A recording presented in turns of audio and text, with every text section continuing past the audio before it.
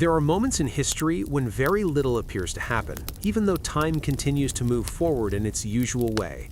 This period in the United States was one of those moments. It was not marked by a single dramatic event, nor did it begin with a sudden shift that people noticed immediately. Instead, it unfolded quietly, almost unnoticed, as daily life continued along familiar paths.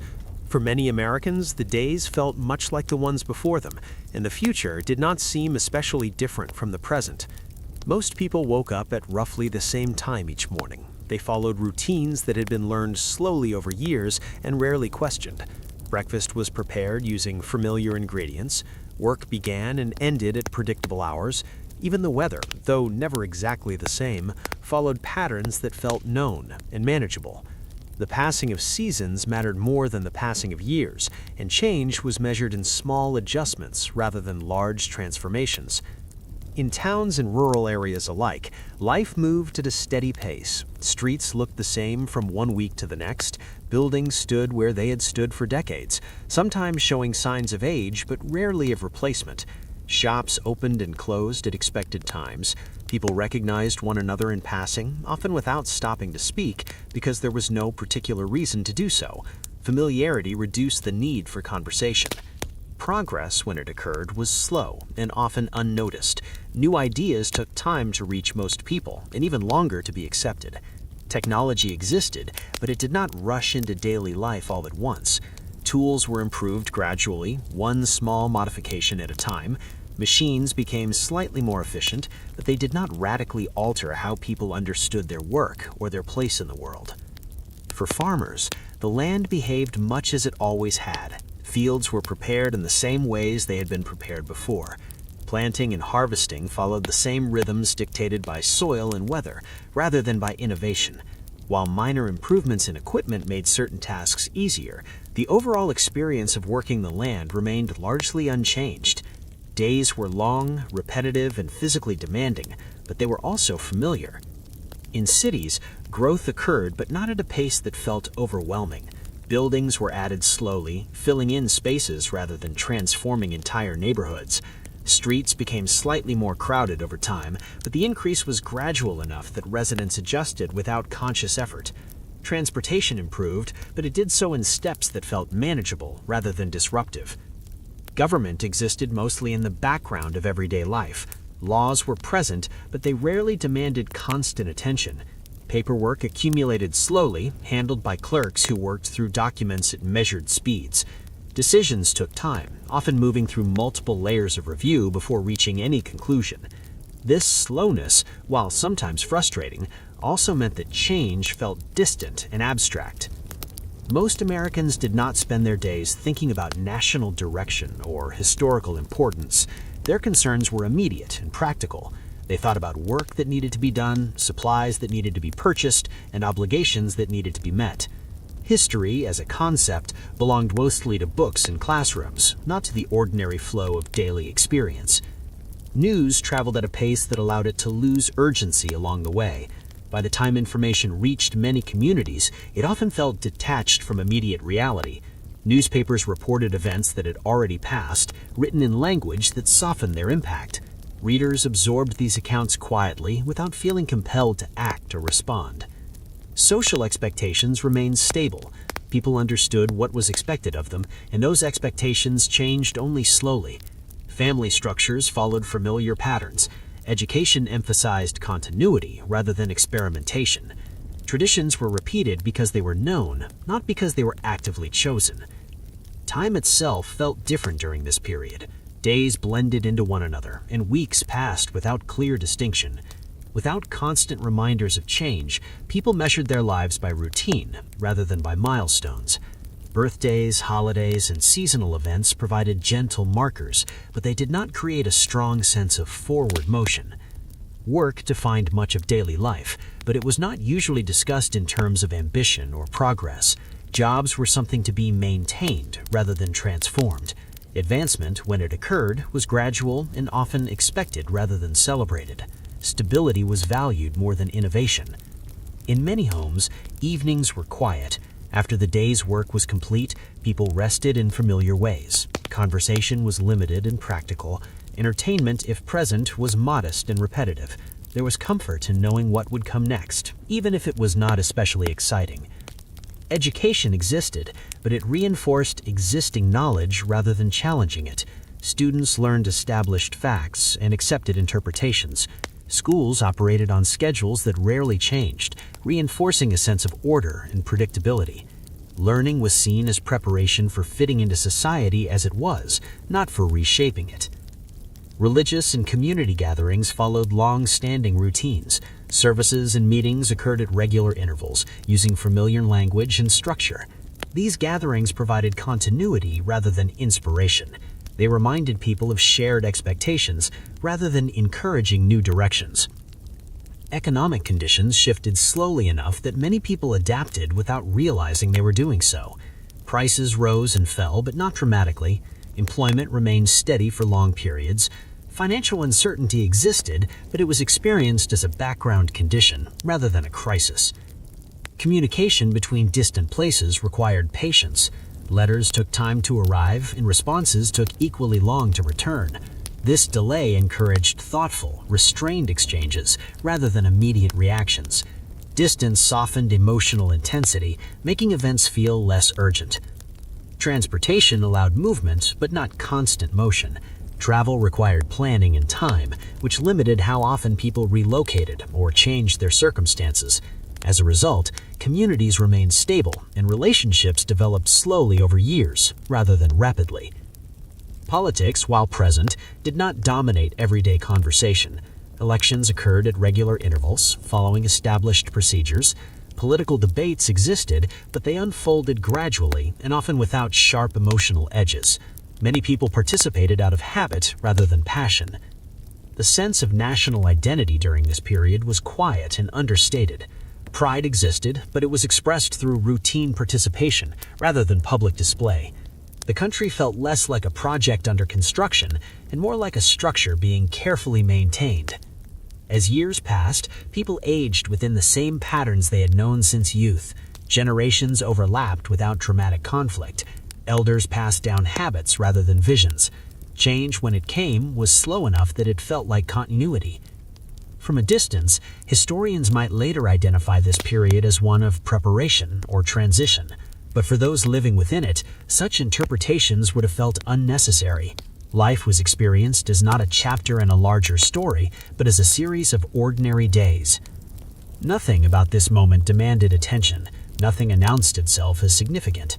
And yet, beneath the surface of routine and repetition, time continued its steady movement.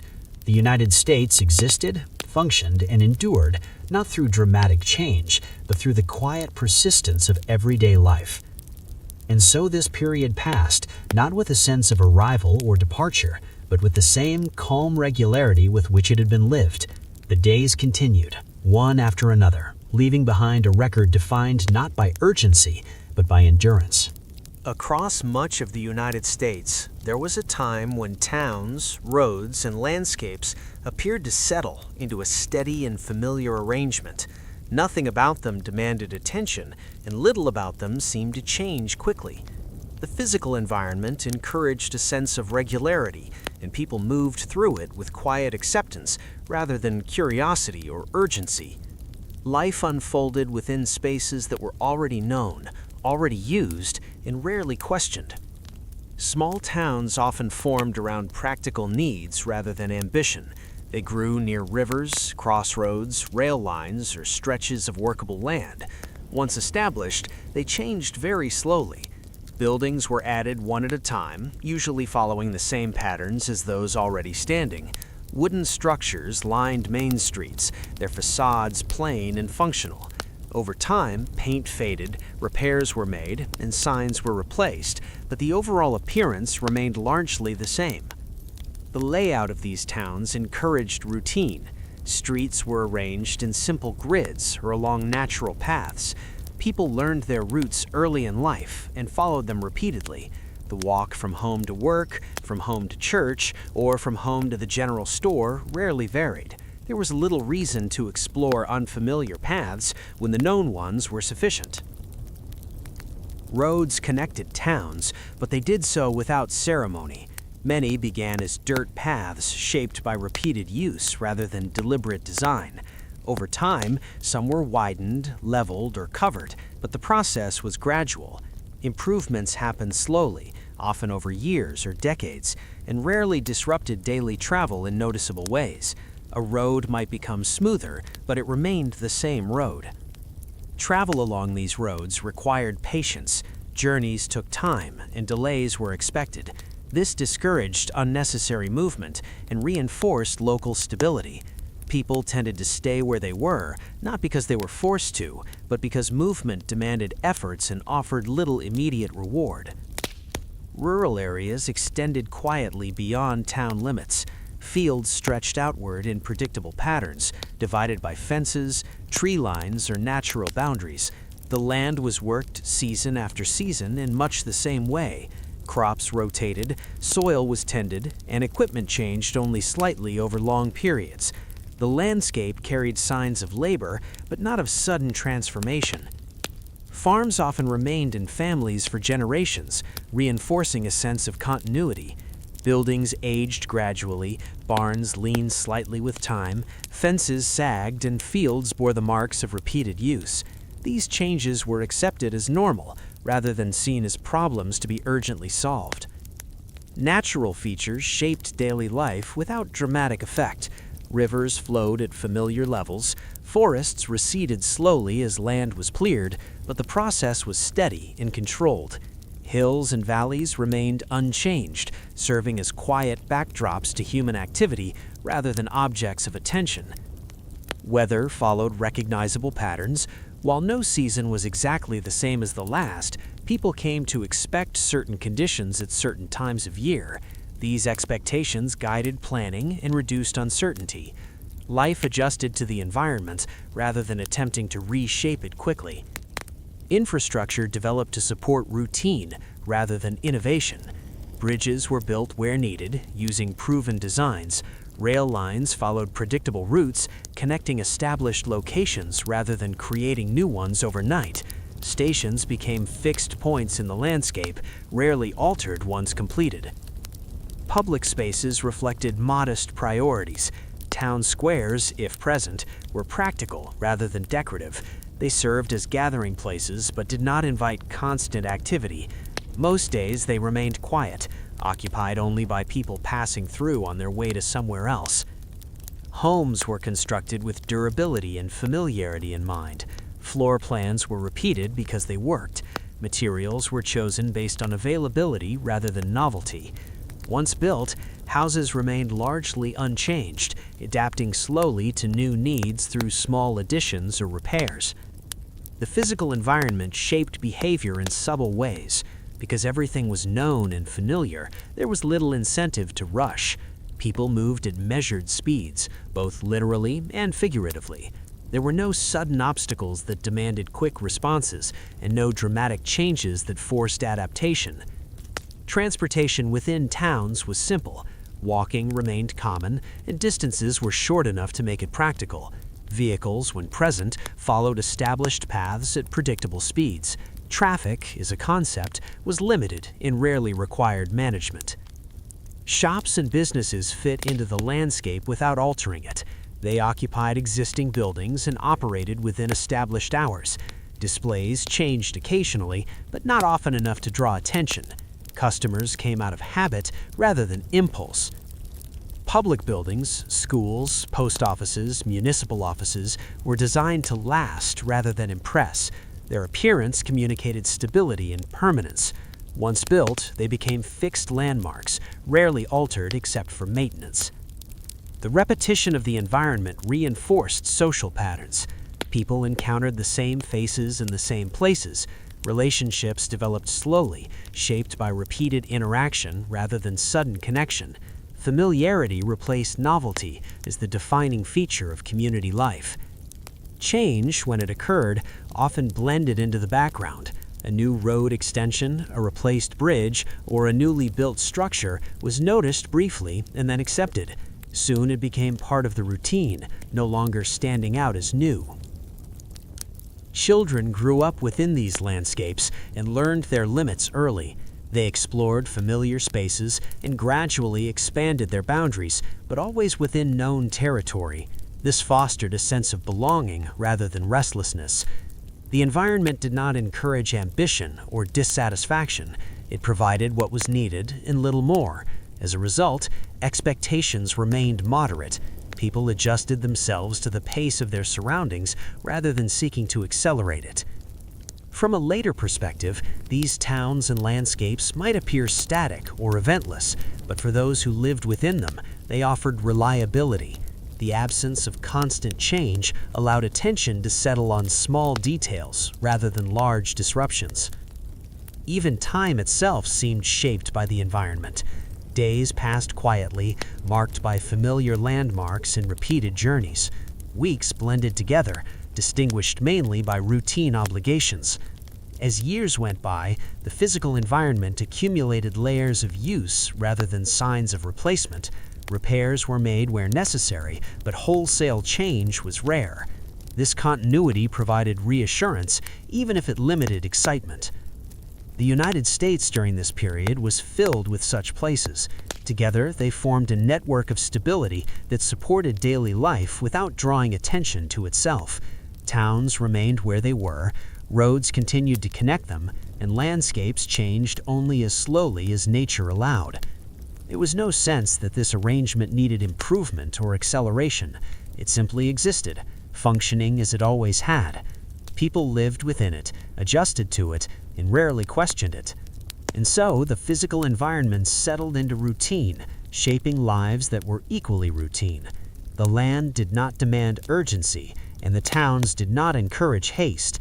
Life continued, steady and predictable, supported quietly by roads, buildings, and landscapes that asked for nothing more. For most Americans during this period, life was not shaped by dramatic events or sudden changes, but by repetition. Days followed one another in familiar patterns, and this familiarity offered a quiet sense of comfort. People did not wake each morning expecting something new. Instead, they expected the same sequence of actions that had guided their lives for years. These patterns were not exciting, but they were dependable, and dependence often mattered more than novelty. Morning usually began without urgency.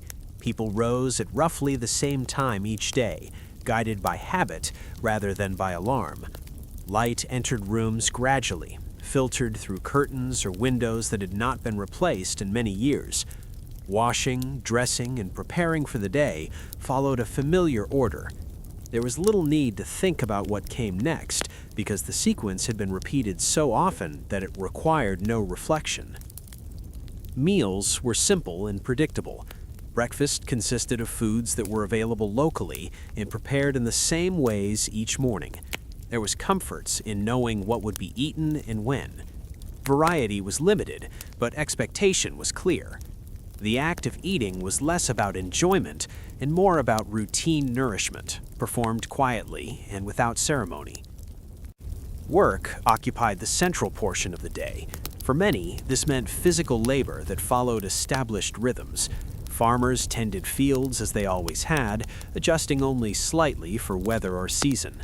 Workers in towns reported to the same locations, performed the same tasks, and returned home along the same routes. The nature of work changed slowly, if at all. Skill came from repetition, not innovation. Hours passed at a steady pace. There were few interruptions that demanded immediate attention. Tasks were completed in sequence, one after another, without haste. Breaks occurred at expected times, often marked by meals or short periods of rest. The structure of the workday was well understood and rarely questioned. Midday meals followed similar patterns. Lunch was eaten quickly and without discussion.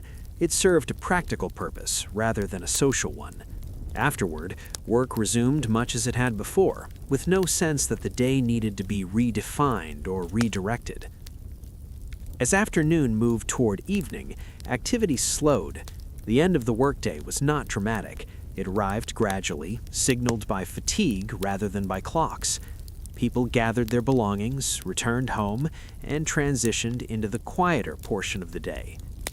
Evenings were calm and predictable. Meals were prepared using familiar methods, often by the same individuals who had prepared them the night before. Families ate together or separately, depending on custom, but the arrangement rarely changed. Conversation, if it occurred, focused on practical matters rather than abstract ideas. After dinner, time passed quietly. Some people read, others rested, and many simply sat in familiar spaces. Entertainment was limited and repetitive. There was no expectation that evenings should be filled with activity. Rest was valued for its own sake. Sleep followed naturally. People went to bed at similar times each night, guided by fatigue and routine rather than by choice. Sleep was seen as necessary, not optional. The cycle of day and night repeated without variation. Seasons introduced change, but only within known boundaries. Spring brought planting, summer brought growth, autumn brought harvest, and winter brought rest. These shifts were expected and prepared for. They did not disrupt life so much as guide it. Each season carried its own routines, learned early and followed consistently. Clothing changed with the weather, but styles remained similar year after year. Repairs were made when necessary, but replacement was slow. Possessions were used until they could no longer serve their purpose. This extended use reinforced stability and reduced the need for constant decision-making. Weekdays and weekends were distinguished, but not sharply. Sunday might bring rest or religious observance, but even these activities followed established patterns. The week moved forward with a steady rhythm, marked by repetition rather than anticipation. Children grew up observing these routines and gradually adopting them. From a young age, they learned when to wake, when to work, and when to rest. Education structured order and discipline. Learning was structured, predictable, and focused on repetition. Holidays existed, but they did not interrupt life dramatically. They occurred at known times and were celebrated in familiar ways. Decorations, meals, and gatherings followed traditions that had changed little over time. Once the holiday passed, life returned easily to its usual rhythm. Health and illness were treated as part of the regular flow of life. Minor ailments were managed quietly. Serious conditions were accepted with restraint. There was little expectation that life could be controlled completely, so people adjusted rather than resisted. Communication within families and communities was steady but limited. There was no constant exchange of ideas or opinions. Silence was common and comfortable. People did not feel the need to fill every moment with conversation. Money was handled cautiously and predictably. Spending followed known priorities. Savings, when possible, accumulated slowly. Financial planning focused on maintaining stability rather than achieving growth. Risk was avoided whenever possible. Social roles were clearly defined and rarely challenged. Individuals understood what was expected of them and generally fulfilled those expectations without question. This clarity reduced uncertainty, even if it limited choice. Travel was infrequent and deliberate. Most people remained within familiar areas for long periods. When travel did occur, it was planned carefully and followed known routes. Returning home brought relief rather than disappointment. Community life developed through repeated interaction. People saw the same neighbors in the same places, day after day. Trust developed slowly, based on consistency rather than emotional connection. Relationships were maintained through presence rather than expression. Time passed almost unnoticed. Without major disruptions, years blended together.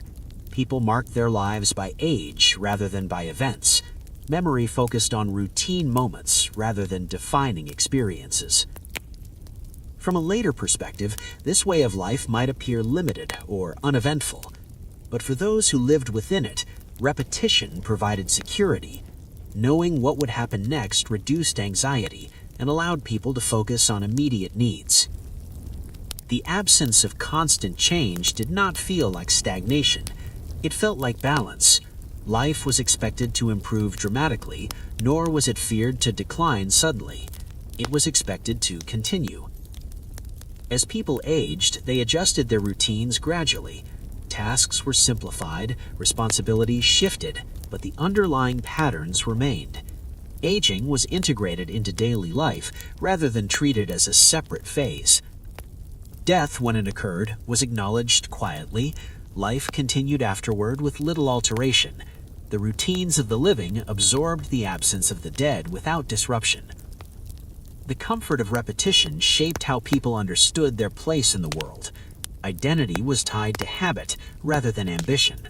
Purpose came from participation rather than achievement. Even moments of difficulty were approached through routine. Problems were addressed using familiar methods. There was little expectation of resolution beyond endurance. The physical environment reinforced these patterns. Homes, workplaces, and public spaces were designed for repeated use rather than adaptation. Their stability mirrored the lives lived within them. Over time, these routines became almost invisible. People followed them without thinking, much as they breathed without awareness. Life was lived quietly, steadily, and without urgency. This was how most Americans experienced their days, not as part of a larger historical narrative, but as series of ordinary actions repeated with minor variation. History moved forward, but it did so beneath the surface of routine. And so, daily life continued, shaped by work, meals, rest, and seasonal habits that rarely shifted. In repetition, people found comfort. In familiarity, they found stability. And within these patterns, life passed calmly, one day much like the next. During this period in American history, government did not arrive loudly or suddenly in the lives of ordinary people. Instead, it expanded slowly, almost invisibly, through routine processes that blended into everyday life. Laws were not usually experienced as dramatic announcements or sweeping changes. They appeared quietly, often as small adjustments, additional requirements, or new forms that needed to be filled out and returned. Most Americans did not interact with the federal government on a daily basis. Their primary experience of authority came through local offices, town councils, clerks, and minor officials whose work was largely administrative. These offices operated at measured speeds, guided by established procedures rather than ambition or urgency. Decisions were made carefully, often after long consideration, and rarely resulted in immediate or noticeable change. Local government buildings were modest in appearance. They were designed for function rather than display. Inside, desks were arranged neatly, shelves held records, and files accumulated steadily over time. Paperwork moved from one desk to another, sometimes taking days or weeks to reach a conclusion. This slowness was accepted as normal. Rules were introduced gradually. A new regulation might require an additional signature, a revised schedule, or a small fee. Such changes were rarely announced with emphasis. Instead, they were communicated through notices, posted signs, or brief mentions in local newspapers. People adjusted without protest, often without much discussion. Much of government work involved recording information. Births, deaths, property ownership, taxes, and permits were documented carefully. Clerks copied details by hand, checked entries, and stored records in orderly systems. Accuracy mattered more than speed. Errors were corrected slowly, following established steps. For citizens, compliance became part of routine. Filling out forms, paying taxes, registering property, or applying for permits were tasks completed out of obligation rather than interest. These processes were rarely questioned because they had become familiar. People learned what was required and did it when necessary. Schedules played an important role in administration. Offices opened and closed at set times. Deadlines were clearly defined, often weeks or months in advance. This predictability allowed people to plan their interactions with government without stress. Missed deadlines caused delays rather than immediate consequences. Law enforcement existed primarily as a stabilizing presence. Officers focused on maintaining order rather than enforcing change. Their work followed established patterns, responding to known issues in familiar ways. There was little sense of constant surveillance or urgency. Courts operated slowly and deliberately. Cases moved through the system at measured speeds. Hearings were scheduled well in advance, and proceedings followed strict formats. Outcomes were often predictable, based on precedent rather than innovation.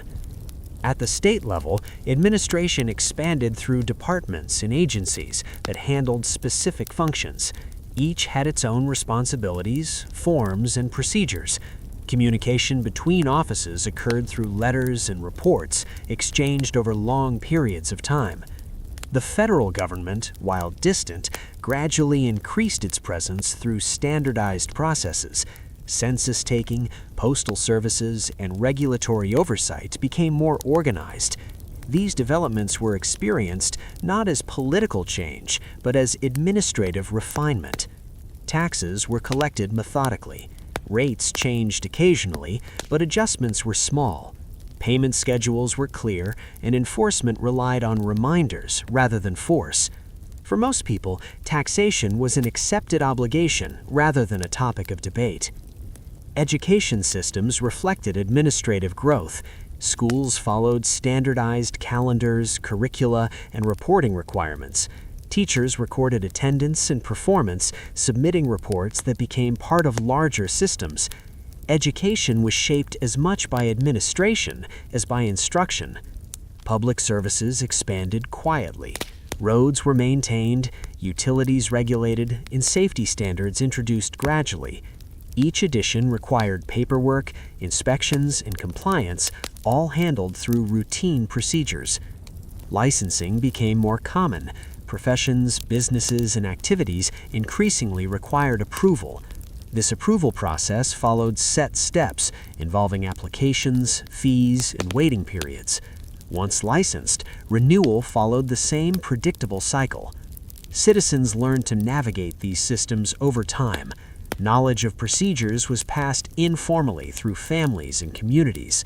Understanding how to complete forms or whom to contact became a practical skill. Disputes with authorities were usually resolved through correspondence rather than confrontation. Letters were written, responses awaited, and adjustments made. This process encouraged patience and restraint. Political participation occurred within structured frameworks. Voting followed established schedules, procedures. Registration, ballots, and counting were handled carefully, often slowly. Results were accepted as part of routine civic life. Regulation of commerce increased through inspections and standards. These measures were implemented incrementally, often focusing on safety and consistency. Businesses adapted by adjusting practices rather than resisting change. Public records accumulated steadily. Archives grew as documents were stored and preserved. These records created continuity, allowing future reference and reinforcing administrative memory. Communication within government relied on formal language in clear structure. Memos, reports, and directives followed consistent formats. This uniformity reduced misunderstanding, but also slowed decision-making. For most Americans, the expansion of administration was not experienced as loss of freedom. It felt more like an increase in structure. Life became slightly more organized, slightly more documented, but not dramatically different. The presence of rules encouraged predictability. Knowing what was allowed and required reduced uncertainty. Even when rules were inconvenient, they provided clear expectations.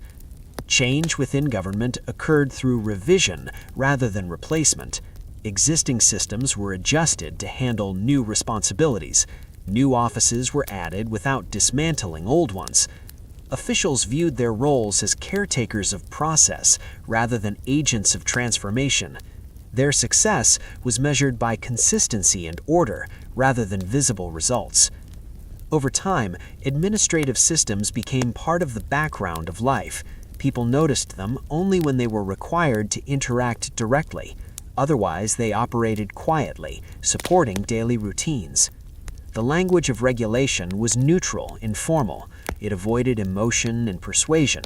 Instructions were clear, factual, and repetitive.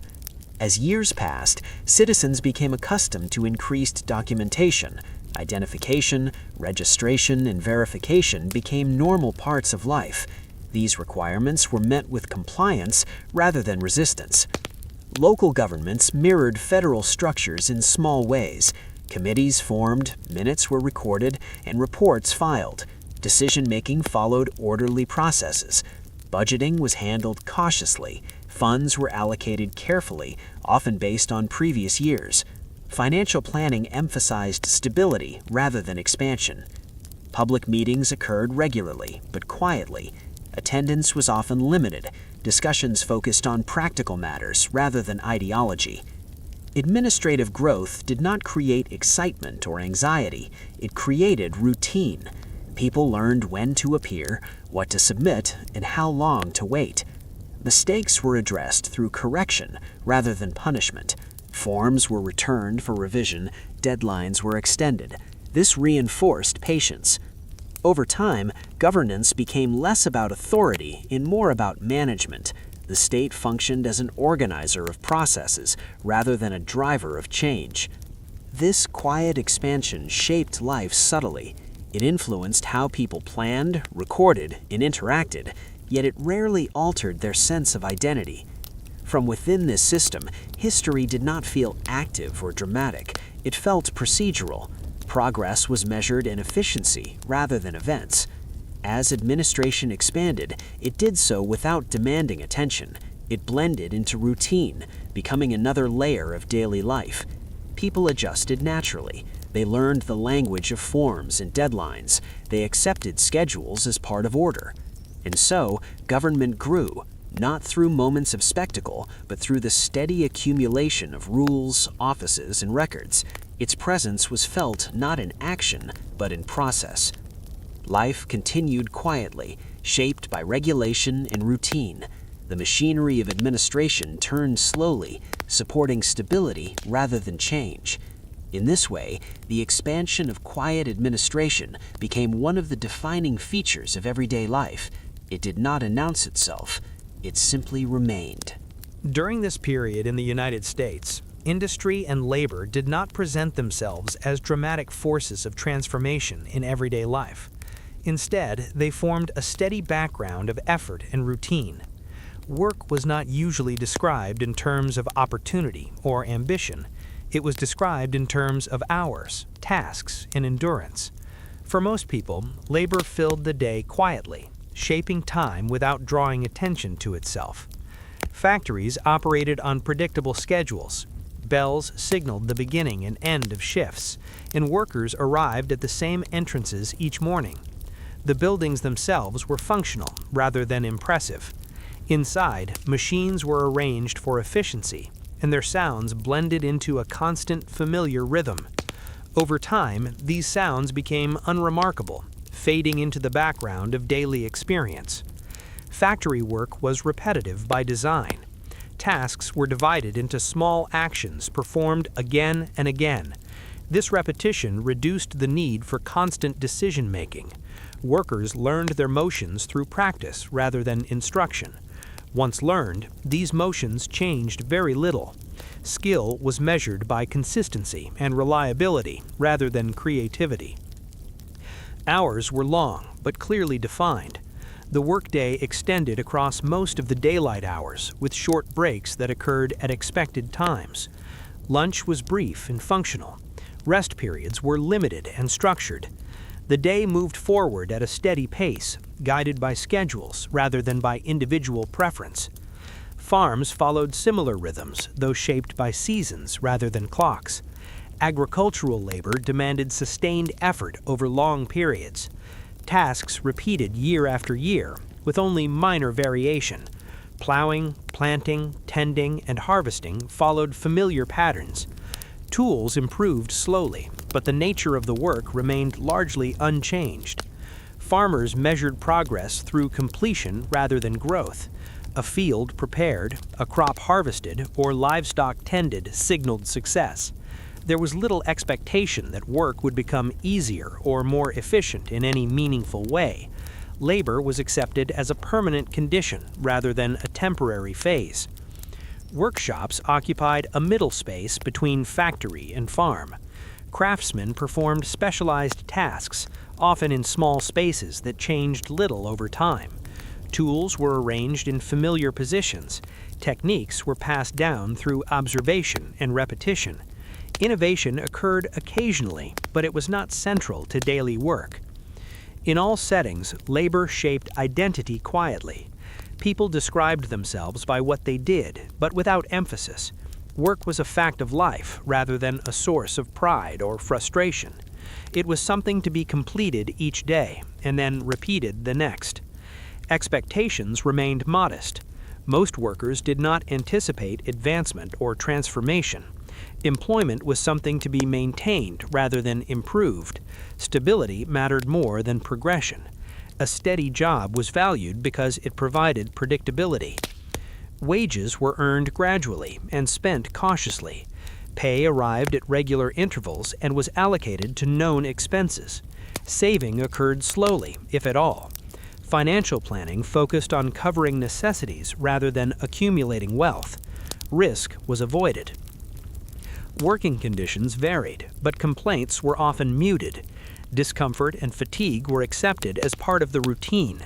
There was little expectation that work should be comfortable or fulfilling. Endurance was valued more than satisfaction. Time passed differently within labor environments. Hours were marked by tasks rather than clocks. Repetition created a sense of continuity that made individual days difficult to distinguish. Weeks blended together, structured by work schedules that rarely changed. Breaks in labor were limited. When work paused, it did so briefly and predictably. Rest was functional, intended to allow continuation rather than recovery. Fatigue accumulated gradually and was managed through habit. Supervision existed but was generally restrained. Instructions were given clearly and infrequently. Once expectations were established, workers were left to complete tasks without constant oversight. This reduced conflict and maintained routine. Safety practices developed slowly. Rules were introduced incrementally, often after long periods of observation. Compliance became part of routine rather than a response to immediate concern. Women, men, and children all participated in labor to varying degrees, depending on location and custom. Roles were defined clearly, reducing uncertainty. These roles changed slowly and were rarely challenged. Transportation of goods followed established routes and schedules. Materials arrived and departed predictably. Delays were expected and managed without urgency. Production adjusted to these rhythms rather than attempting to overcome them. Industrial growth occurred, but it was experienced as expansion rather than disruption. New buildings were added alongside old ones. Additional workers joined existing routines. The structure of labor remained intact. Unions and collective organization existed in some areas, but their presence was often quiet and procedural. Meetings followed agendas. Negotiations moved slowly. Outcomes were incremental rather than dramatic. In rural areas, isolation reinforced routine. Farms operated independently, guided by weather and habit. Communication with markets occurred periodically rather than constantly. This limited pressure for change. Workdays ended gradually. Fatigue signaled completion more clearly than clocks. People returned home along familiar paths, carrying the physical effects of labor without comment. Evenings offered limited relief. Rest was quiet and practical. Preparation for the next day began almost immediately. Tools were cleaned, clothes prepared, and schedules reviewed. Seasonal labor introduced variation, but not disruption. Busy periods were anticipated and planned for. Slow periods were accepted as natural pauses rather than problems. Illness or injury disrupted work temporarily, but recovery was expected to return individuals to the same routines. There was little expectation of accommodation or adjustment beyond necessity. Training for work occurred through repetition rather than instruction. New workers observed experienced ones and gradually adopted their habits. Formal education played a limited role in shaping labor. Machinery advanced slowly. Improvements focused on durability rather than speed. New machines were integrated cautiously, often operating alongside older ones for long periods. Work environments became familiar spaces. Sounds, smells, and textures blended into a consistent sensory background. Over time, these elements ceased to draw attention. The language of labor was practical and restrained. Instructions were brief. Conversations focused on tasks rather than ideas. Silence was common and accepted. Work did not define ambition so much as structure. It provided a framework within which life unfolded. Outside of work, people rested in preparation for returning to it. The relationship between labor and time was straightforward. Time was spent working, resting, and repeating the cycle. There was little sense of time being saved or wasted. For many, labor continued until physical ability declined. Aging was managed by adjusting tasks rather than changing roles. Work remained central until it could no longer be performed. Retirement, when it existed, was gradual rather than abrupt. People reduced effort slowly, maintaining connection to work environments even as participation decreased. From a later perspective, this period of labor might appear monotonous, but for those living within it, monotony provided structure. Knowing what was required reduced uncertainty. Industry did not promise transformation, it promised continuity. Factories, farms, and workshops operated as steady systems rather than engines of change. The rhythm of labor shaped communities. Towns organized themselves around work schedules. Daily life aligned with shifts and seasons. Economic shifts occurred, but they were experienced through gradual adjustment rather than sudden loss or gain. Work continued even when conditions changed. The physical demands of labor were accepted without emphasis. Fatigue was expected.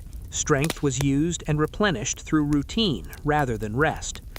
Work was not usually described as meaningful or meaningless. It simply existed. It filled the hours and structured the days. In this way, labor became one of the quiet foundations of American life. It did not announce itself as history. It functioned steadily, shaping time without drawing attention. And so, days passed, defined by long working hours and repeated tasks. Industry moved forward slowly, guided by habit rather than vision. Labor continued, steady and emotionless, forming a rhythm that carried life forward without urgency. During this period in the United States, information moved slowly and arrived without urgency. News did not rush into people's lives or demand immediate attention. Instead, it appeared gradually, often after events had already passed, softened by distance and time. For most ordinary citizens, national developments felt remote and abstract, separated from daily life by layers of delay and routine. Newspapers were the primary source of information, but they were not consumed with intensity. Many households received a paper once a day, sometimes less frequently. Pages were read quietly, often in short intervals rather than all at once. Headlines existed, but they did not dominate conversation. Articles were written in measured language, carefully structured and restrained in tone. Important events were placed alongside mundane details. Reports of legislation, elections, or conflicts shared space with notices about weather, shipping schedules, local meetings, and advertisements. This arrangement reduced emphasis. Nothing stood apart as urgent. Everything appeared equally part of the ongoing flow of printed information. Readers absorbed news without strong emotional response. They noted developments, folded the paper, and continued with their routines. There was rarely an expectation that reading the news should lead to action. Information was received, acknowledged, and set aside. Many people read the same newspaper for years. Its layout, style, and rhythm became familiar. Even when content changed, the structure remained constant. This consistency encouraged calm rather than excitement. The paper felt less like a source of revelation and more like a daily record. Notices posted in public spaces provided another layer of information. They announced meetings, regulations, deadlines, and minor changes. These notices were written plainly and displayed quietly. People read them when passing by, often without stopping. The information was noted and remembered only if it applied directly to them. Letters played an important role in communication, but they required patience. Writing a letter took time, as did receiving a response. This delay shaped expectations. Conversations unfolded over weeks or months, not minutes. Urgent matters were rare because communication itself was slow. Personal letters focused on routine details. Writers described health, work, weather, and family matters. Major events were mentioned briefly, often without analysis. Emotional expression was restrained. The purpose of correspondence was continuity rather than connection. Distance reduced impact. News from other regions arrived stripped of immediacy. By the time people read about events elsewhere, they had already settled into history. This temporal gap softened reaction and discouraged urgency. Telegraph services existed, but they were used selectively. Messages were short and factual. Cost and effort limited their use to specific purposes. For most people, the telegraph did not alter daily communication patterns. Information traveled through social networks as well, but slowly. Conversations repeated what had already been read or heard. Details shifted slightly as they moved from person to person, but the tone remained calm. There was no rapid spread of information. Rumors existed, but they developed gradually. Without instant confirmation or widespread dissemination, rumors lost intensity. They were discussed briefly and then replaced by other topics. Government announcements followed formal channels. Regulations, policies, and decisions were communicated through official notices and printed reports. Language was neutral and procedural. These communications informed rather than persuaded. Political news followed established cycles. Elections occurred at known intervals. Campaign information was distributed steadily, not aggressively. Voters encountered it as part of routine civic life rather than as a constant presence. For many citizens, national politics felt distant. Leaders were names on paper rather than figures in daily life. Decisions made elsewhere did not immediately alter routines. This distance reduced emotional engagement. War, when reported, was often experienced as an abstract concept. Accounts focused on movements, dates, and official statements. Personal stories were limited. Casualties were listed as numbers rather than narratives. This presentation reduced immediacy. Letters from soldiers followed similar patterns. They described conditions, health, and daily routines rather than conflict. Censorship and habit kept language restrained. These letters reinforced the sense of distance rather than urgency. Announcements of economic changes arrived slowly. Market shifts, tariffs, and policies were reported in measured terms. Their effects were felt gradually, often before they were fully understood. Educational information moved through established institutions. Schools received updated materials periodically. Teachers incorporated changes gradually. There was no expectation of immediate adaptation. Religious and community organizations shared information through meetings and printed notices. Messages focused on schedules, responsibilities, and continuity. Moral or philosophical content was delivered calmly. Public libraries served as repositories of information rather than centers of debate. Books and papers were read quietly. Knowledge was accumulated slowly, one volume at a time. Illiteracy and limited access shaped how information was received. Not everyone read newspapers regularly. Many relied on others to summarize news. These summaries further reduced detail and urgency. Radio, where present, was used cautiously and followed schedules. Broadcasts were structured and formal. Content was delivered at specific times, not continuously. Listening was passive and limited.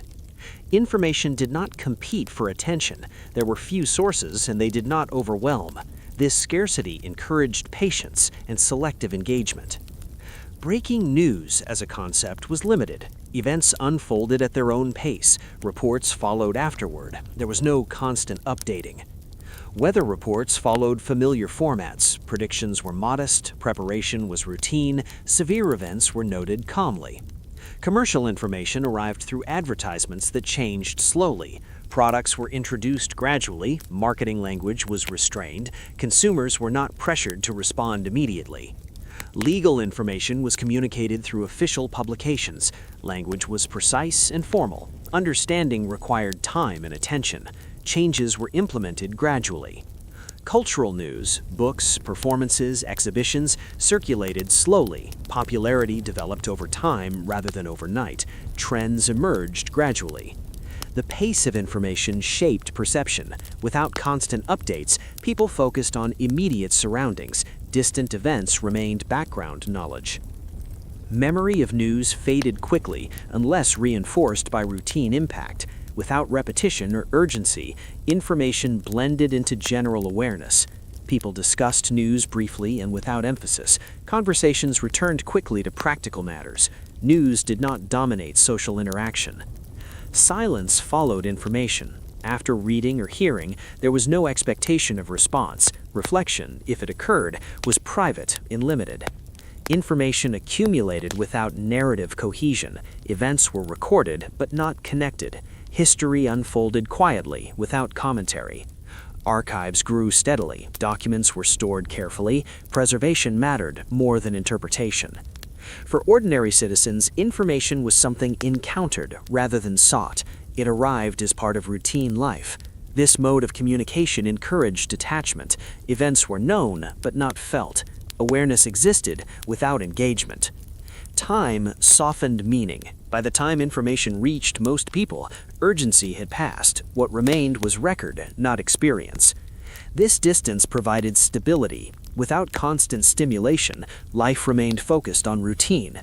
News did not disrupt schedules. It fit around work, meals, and rest. Communication supported continuity rather than change. It connected people loosely, without demanding response.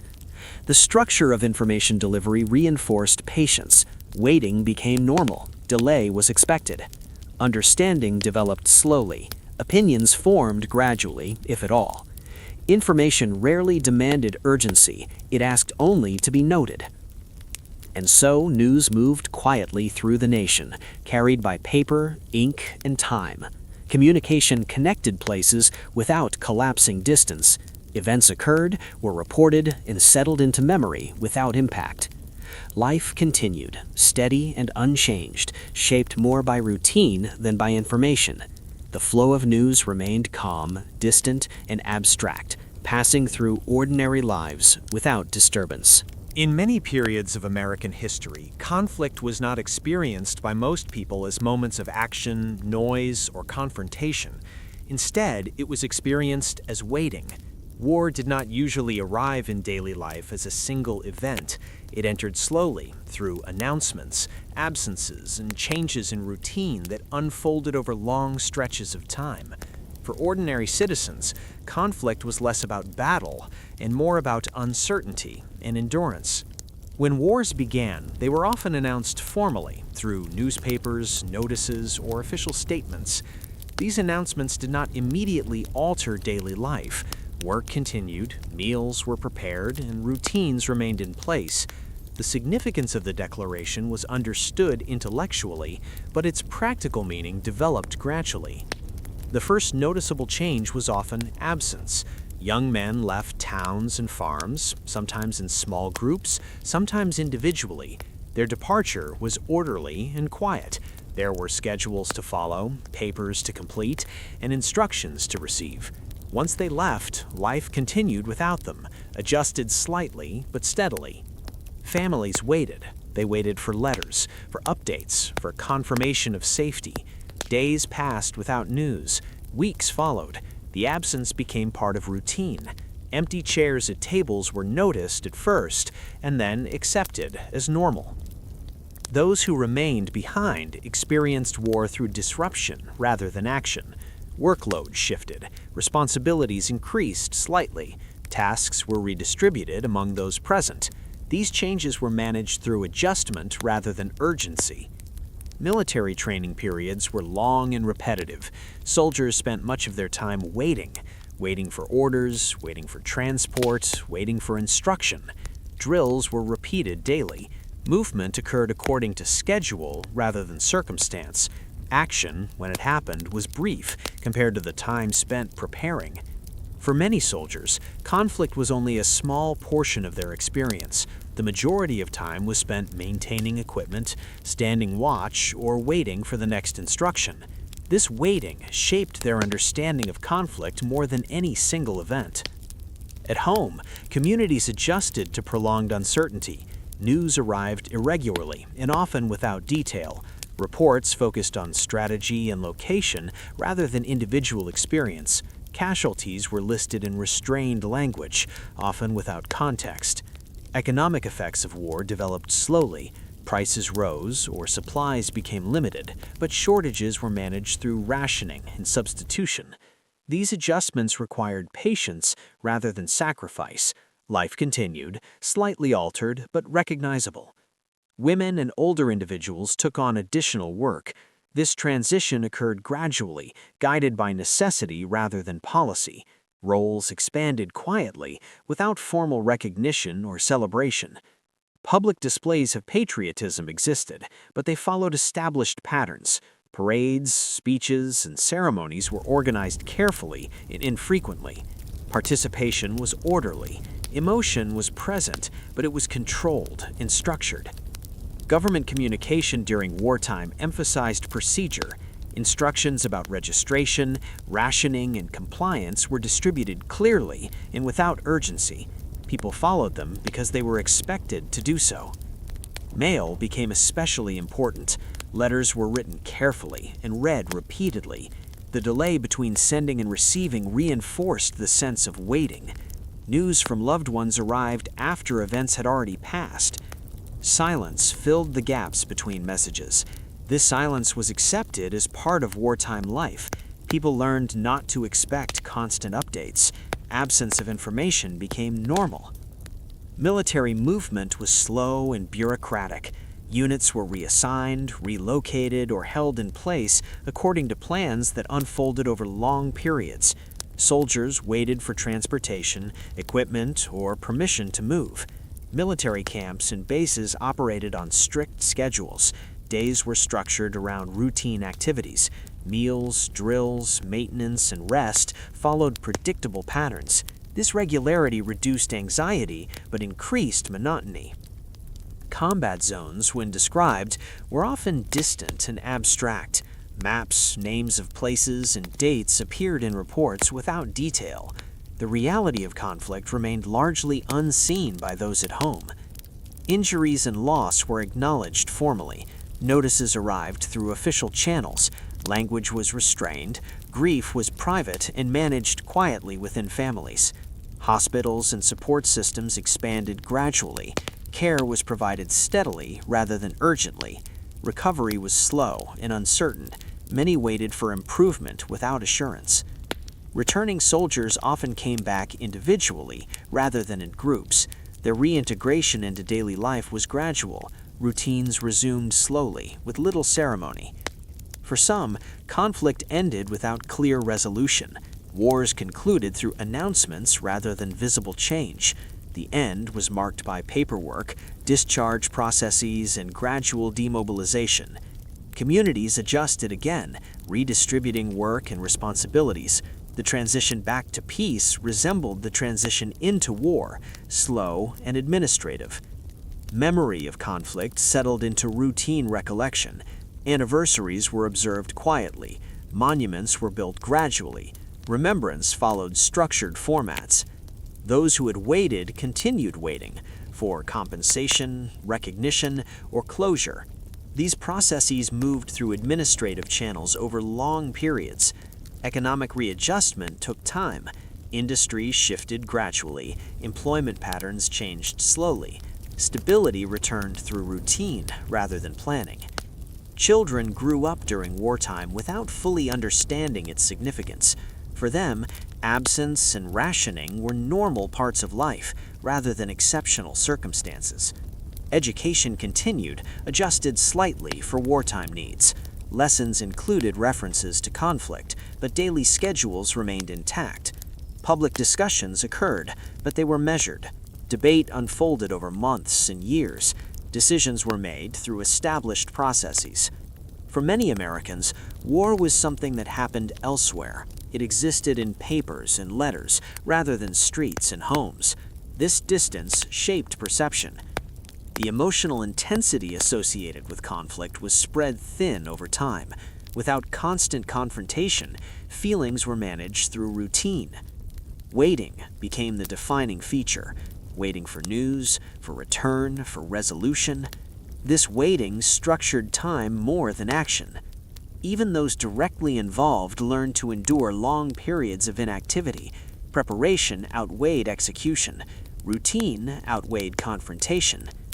As years passed, conflict blended into the background of life. Its presence was acknowledged, but not constantly felt. The absence of dramatic confrontation in daily experience did not mean absence of impact. It meant that impact was slow and cumulative.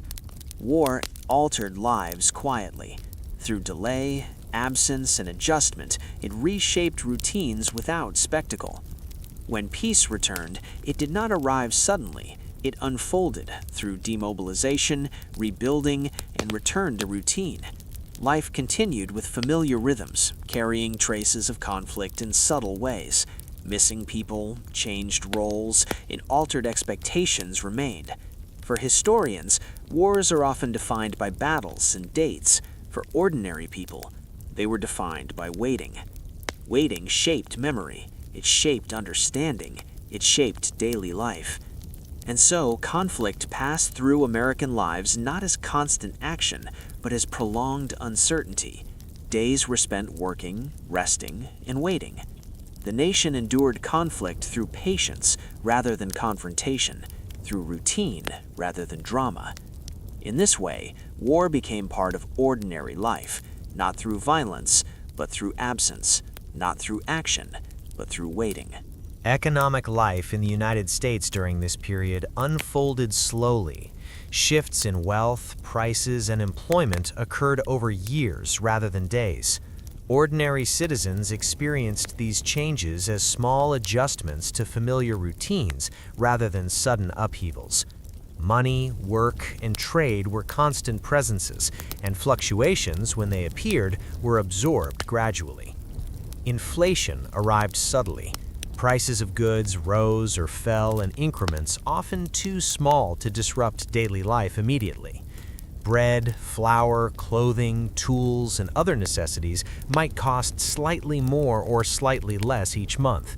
Families noted these shifts without panic, adjusting their purchases, substituting products, or reducing consumption where needed. Over time, they developed habits for managing small increases or decreases in cost, gradually adapting to economic reality rather than reacting suddenly. Markets reflected these incremental changes. Vendors altered prices slowly, and buyers learned to anticipate small adjustments. Negotiation occurred quietly, with both sellers and buyers relying on experience and expectation rather than immediate necessity. Local markets operated on a rhythm and habit, reinforcing stability even as external economic forces moved imperceptibly in the background. Employment was relatively steady for many. Most people maintained the same work for months or years. Occasionally, slow changes in demand caused minor shifts in labor. A factory might produce slightly more or slightly less. A farm might adjust crop output, or a shop might alter hours of operation. These changes were noted and adapted to without alarm. Workers learned to anticipate slight variations in workload and adjusted routines accordingly. During periods of depression, the impact was noticeable but unfolded gradually. Prices might drop slightly, wages remain stagnant, and new employment opportunities shrink over months. Citizens adapted through frugality. Households carefully managed their resources, making small reductions in spending, storing goods for the future, or supplementing income through minor activities such as home gardening or local crafts. The changes were persistent but quiet. Life continued, not untouched, but adjusted in measured steps. Recovery was equally slow. Businesses restored output gradually, farms increased production incrementally. Employment opportunities expanded over months and years rather than days. Families observed these improvements passively, resuming normal routines without dramatic celebration. Adaptation became the norm, not ambition. Daily life was guided by survival, modest comfort, and endurance rather than sudden prosperity. The credit system existed but operated cautiously. Borrowing and lending occurred slowly. Individuals relied on trusted institutions and established relationships. Interest rates fluctuated gently. Repayment schedules were predictable. People planned expenditures carefully, taking into account future adjustments and expected minor shifts in their income. Financial planning was less about investment and more about preservation. Savings grew over long periods. Small amounts accumulated gradually. Families rarely relied on speculation or high-risk ventures. Instead, they deposited funds, stored commodities, or maintained basic reserves to weather minor fluctuations. These reserves were intended to support ordinary life rather than ambition. Security was found in endurance rather than sudden gain. Trade with neighboring regions progressed steadily.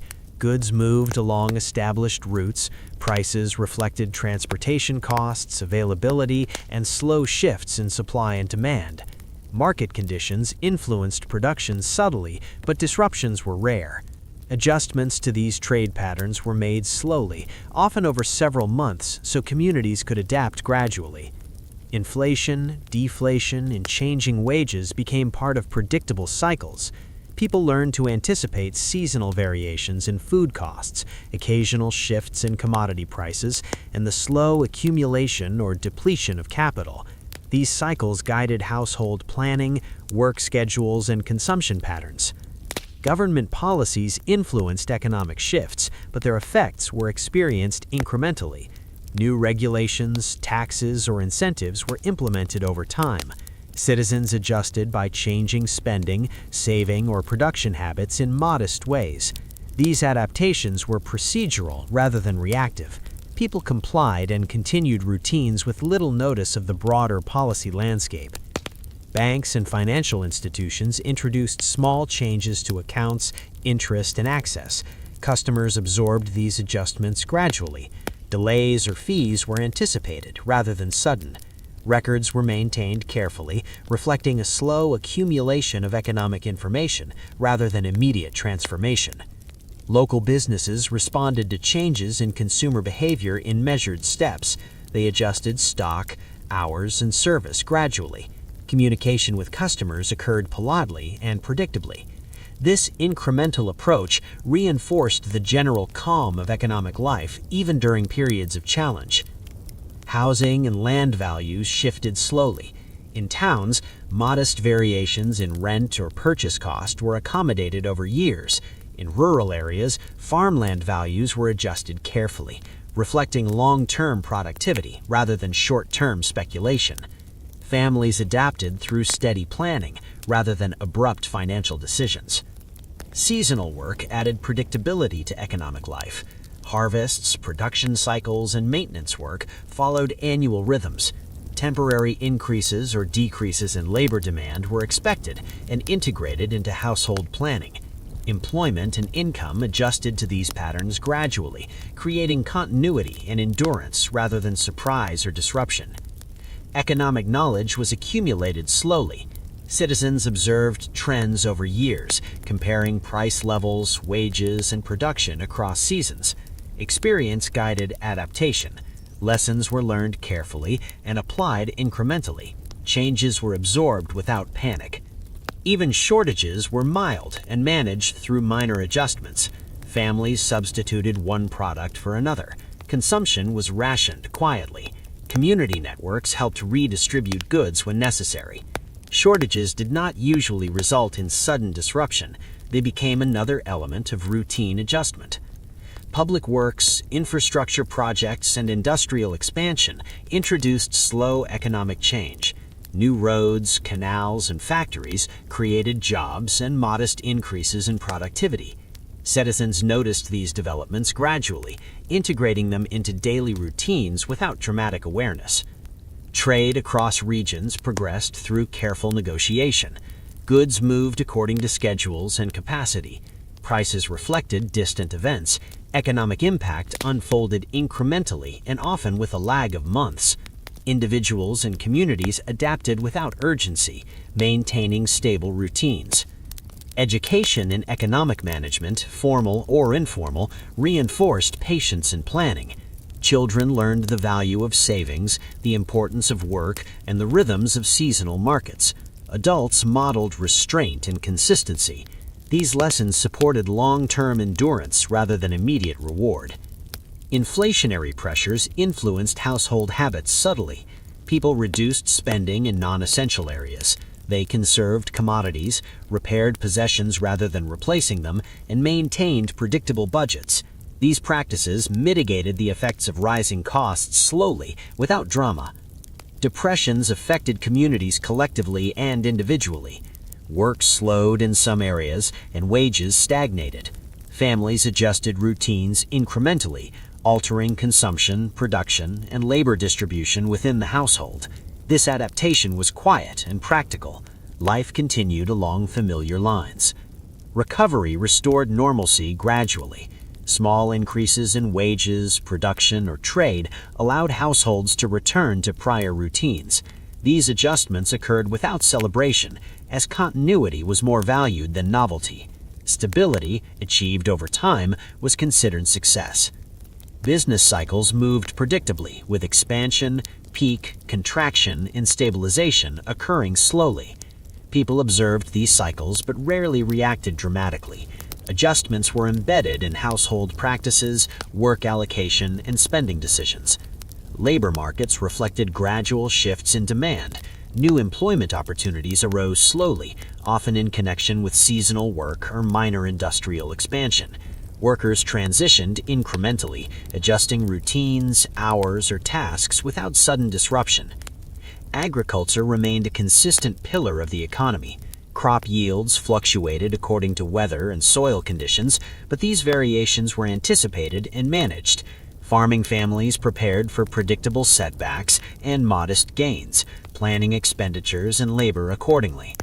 The flow of capital was deliberate. Loans, investments, and savings were extended cautiously. People weighed changes carefully and adapted over months or years. Economic growth and contraction were observed in long-term trends rather than daily events. Information about the broader economy filtered slowly through newspapers, letters, and word of mouth. Citizens absorbed news incrementally. Local effects were more visible than national statistics. Awareness influenced adjustment, not excitement. Even major events, such as financial panics, were often experienced locally. In the United States, social change often occurred quietly, gradually, and without dramatic announcement. Most people experienced it as minor adjustments in daily life rather than sudden upheavals. These shifts unfolded slowly across communities, households, and institutions, and only with time did they reveal themselves as meaningful historical transformations. Education evolved in small increments. Schools adjusted curricula gradually, introducing new subjects 1 year at a time, adopting slightly altered methods of instruction, or modifying schedules over several academic cycles. Teachers incorporated innovations cautiously, ensuring that routines remained stable. For students, the pace of change was imperceptible. Lessons continued daily, homework was assigned, and skills were reinforced through repetition. Only decades later did the gradual introduction of literacy programs, arithmetic instruction, or scientific study appear significant. Migration altered communities incrementally. Families moved from rural areas to towns, or from one town to another, guided by opportunity, land, or family needs. These movements rarely happened all at once. One household left in spring, another in summer, yet another in autumn. Over time, the accumulation of these small relocations changed the composition of neighborhoods, creating shifts in local culture, commerce, and relationships that were not immediately recognized.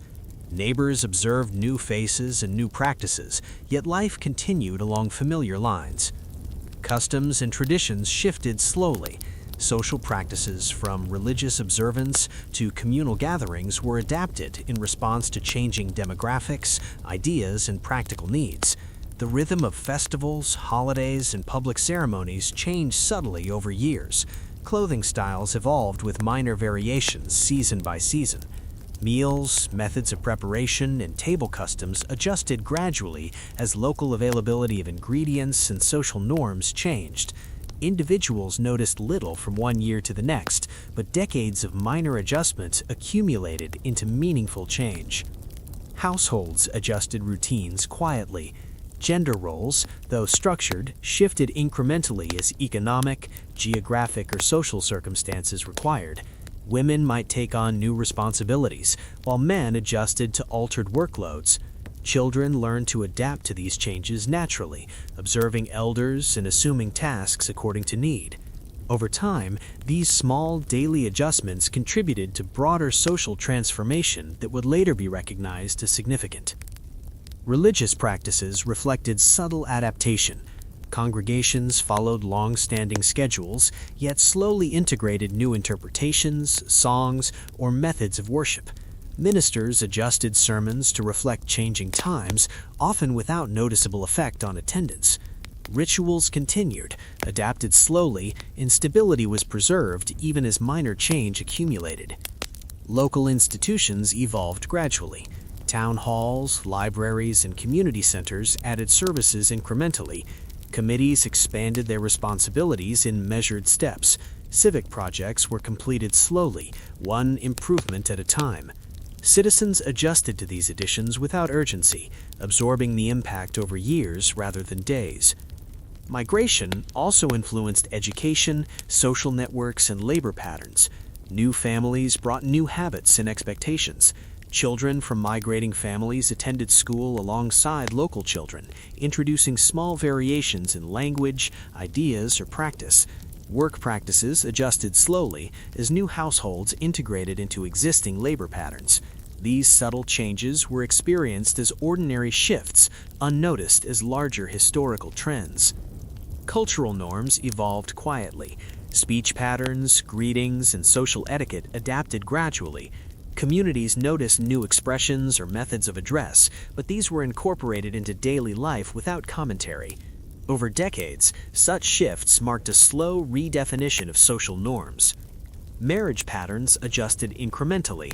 Families arranged unions with modest variation in timing, location, or custom. Courtship and wedding traditions evolved slowly, influenced by minor shifts in local expectations or economic circumstance. These gradual changes shaped the social landscape over generations. Entertainment and leisure reflected incremental evolution. Musical styles, games, reading habits, and recreational activities shifted over time. Communities adopted new forms of amusement cautiously, often retaining older practices alongside them. Children learned traditional games while exploring new ones. Adults attended familiar gatherings while noting subtle differences in structure or participation. Fashion and clothing evolved slowly. New fabrics, cuts, or methods of production were integrated over years rather than seasons. Garments were repaired, modified, and reused. Each small adjustment contributed to gradual change in appearance, signaling shifts in taste or availability without abrupt disruption. Work and labor reflected social change in modest ways. The division of labor within households, workshops, and farms adjusted incrementally. Tools, techniques, and schedules evolved gradually, often in response to necessity or convenience rather than innovation. Over time, these changes affected patterns of productivity, interaction, and social expectation. Language shifted in subtle increments. Vocabulary, pronunciation, and style adapted slowly within communities. Words entered or left common usage over decades. These changes were absorbed naturally by daily conversation, creating a layer of social evolution unnoticed by participants. Relocation of towns, roads, and transportation infrastructure contributed to subtle social change. As new paths and markets developed, people adapted travel habits, trade practices, and social interaction patterns gradually. Communities observed slight changes in connectivity and behavior, unaware that these small adjustments were part of larger societal evolution. Economic routines influenced social expectations. The gradual expansion of shops, factories, and marketplaces introduced minor adjustments in schedules, interaction patterns, and responsibilities. Consumers adopted new methods of purchasing, saving, and consuming over time. These small adaptations contributed to changes in how households and communities organize their lives. Public health practices evolved incrementally. Awareness of hygiene, nutrition, and disease prevention developed gradually, informed by observation, instruction, and limited institutional guidance. Families adopted small improvements in water, sanitation, and cooking practices. Children learned from adults. These small behavioral shifts accumulated, creating long-term improvements in living conditions without immediate recognition. Political life reflected subtle social adaptation. Participation in local government, attendance at meetings, and involvement in committees changed slowly. Citizens adjusted routines to comply with requirements for voting, record-keeping, and civic contribution. These changes reinforced broader social patterns without dramatic effect on daily life. Migration and settlement patterns altered social networks gradually. New neighbors introduced minor shifts in expectation, habits, and interaction. Children attended schools alongside newcomers, participating in incremental cultural exchange. Over decades, these adjustments reshaped the composition of communities quietly. Education reinforced social norms slowly. Lessons, discipline, and methods changed incrementally. Curricula were adapted over years to reflect new knowledge, expectations, or pedagogy. Students absorbed these changes without dramatic awareness, experiencing daily routines that slowly shaped thought, behavior, and social expectation. The rhythm of work and leisure created continuity even amid gradual change. Daily schedules, meals, rest, and recreation continued with minor adjustments. Life remained organized, with the gradual evolution of habits appearing normal rather than unremarkable. Technology entered social life slowly. New tools, agricultural equipment, or household implements were introduced cautiously. Families incorporated these tools into existing routines incrementally, creating subtle shifts in behavior and expectation over time. Religious and civic instruction shaped social understanding gradually. Lessons on morality, civic responsibility, and cultural values were absorbed through repetition rather than intensity. Over time, these minor lessons created a shared framework that subtly altered social behavior. Community events reflected both continuity and subtle change. Fairs, markets, and celebrations retained familiar patterns, yet minor variations, new games, different foods, altered sequences of events introduced gradual novelty. Participants adjusted quietly, integrating these small innovations into existing practice. Household management changed slowly. Cooking, cleaning, and maintenance routines adapted incrementally to reflect availability, convenience, or technological innovation. Families absorbed minor adjustments with ease, preserving overall structure while integrating gradual improvements. Social expectations surrounding gender, work, and community participation shifted in small steps. Women and men gradually adopted new responsibilities in response to economic, cultural, and familial pressures.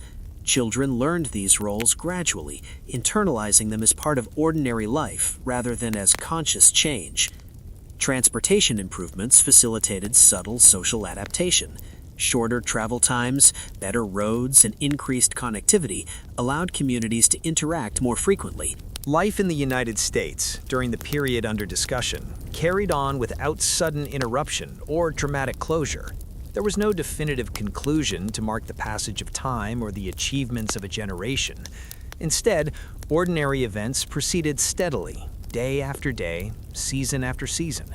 People woke, worked, ate, rested, and repeated these cycles with modest attention to the passage of years. The nation itself seemed to flow like a slow river, continuing in familiar channels without ceremony or resolution. Towns maintained their routines, streets were walked repeatedly in familiar patterns, shops opened and closed on regular schedules, businesses followed established hours. The rhythm of commerce moved forward in small, predictable increments. Even as some families moved in or out, Even as buildings were added or replaced, the overall sense of continuity remained unchanged. Each day resembled the last more than it differed from it. Roads connected communities as they always had. Travel was steady but unremarkable. Horses, carts, and later wagons continued along established paths. Occasional improvements were made, bridges repaired, routes smoothed, but these adjustments were small and incremental. Travelers adapted naturally. Journeys began and ended as they always did, without fanfare. Farms persisted in long-established patterns. Crops were planted, tended, and harvested in familiar sequences. Livestock were cared for according to routines passed down through years. Weather remained a factor in planning, but adaptation to it was slow and habitual. Families measured time by seasons and harvests rather than by events of national significance. Workplaces maintained regular schedules. Factories, workshops, and offices continued to operate according to established routines. Workers arrived at the same hours, performed familiar tasks, and departed without surprise. Machines ran steadily. Output proceeded incrementally. Supervisors checked progress at intervals, adjusting where necessary, but without dramatic intervention. Each day was similar to the last, and continuity took precedence over transformation. Schools functioned steadily. Children followed established timetables. Lessons continued in sequence. Teachers repeated instruction year after year, refining methods slowly and quietly. Knowledge accumulated gradually. The pace of education reflected consistency more than change. School days were organized, repetitive, and dependable. Communication networks maintained their rhythm. Newspapers were printed on schedule, letters were delivered at predictable intervals, and public notices were posted methodically. Information moved at a slow pace. News from distant places arrived after weeks, often tempered by delay and distance. Citizens absorbed these reports without urgency, integrating them into daily life in measured ways. Families adapted to small shifts, but daily life remained largely continuous. Meals were prepared according to routine, chores were distributed according to habit, conversations unfolded predictably, revolving around practical matters. Births, deaths, and marriages occurred, but they were integrated into familiar social frameworks rather than experienced as extraordinary disruptions. Seasonal cycles continued to shape experience. Spring brought planting, summer brought labor and growth, autumn brought harvest, winter brought rest and reflection. These cycles dictated routines, guiding time without requiring reflection on the broader narrative of history. Each year resembled the last in rhythm and expectation. Economic adjustments persisted gradually. Prices rose or fell in small increments. Employment changed slowly, responding to subtle shifts in industry, agriculture, or commerce. Wages, credit, and savings accumulated over months and years. Citizens managed these changes pragmatically, adjusting routines in measured ways without excitement or alarm. Social and cultural patterns continued without interruption. Customs, rituals, and community practices endured, adapting subtly to minor influences from migration, innovation, or communication. Clothing styles shifted incrementally, language evolved slowly, festivals and ceremonies followed predictable patterns. These adaptations were subtle, absorbed quietly, and rarely registered as major change. Political life maintained its measured pace. Local elections occurred according to schedule, officials performed duties routinely, policies were implemented gradually. Citizens participated predictably, adjusting schedules to comply with civic expectations. National debates continued, but the majority of people experienced them as distant background, noted politely rather than acted upon. Military presence, when relevant, was integrated slowly into daily life. Training, deployment, and preparation were procedural. Absences of soldiers were felt incrementally, and the return of individuals unfolded quietly. Wars, when they occurred, entered daily life as extended periods of waiting and adjustment, rather than sudden action.